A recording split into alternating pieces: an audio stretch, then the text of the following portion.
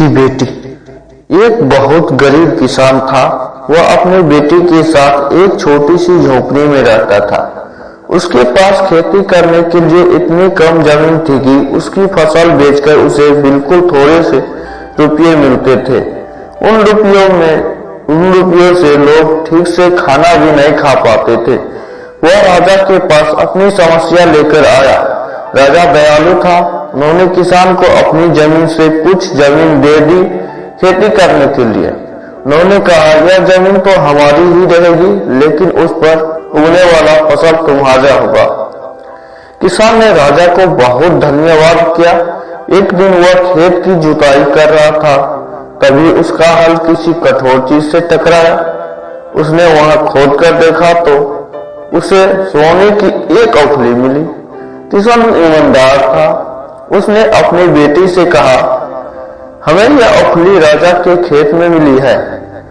जिसकी जमीन है उसी का यह औखली भी है, इसलिए हमको इसे राजा से लौटा देना चाहिए।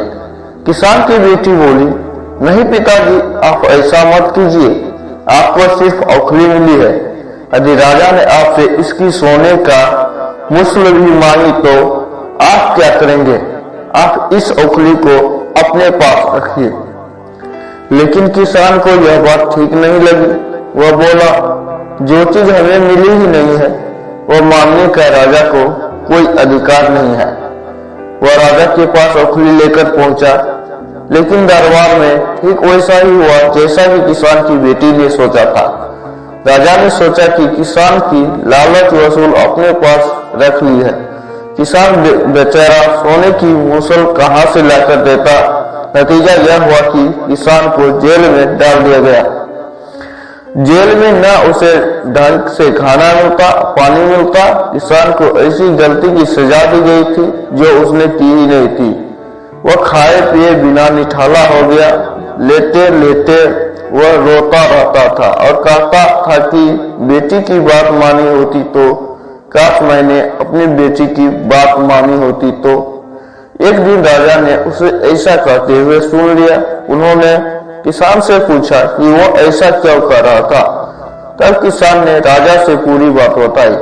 राजा को अपनी गलती का एहसास हुआ। किसान को तुरंत छोड़ दिया गया। किसान की बेटी का राजा ने दरबार में बुलाया। उससे बातें करने के बाद राजा को पता चल गया कि वह कितनी बुद्धिमान है।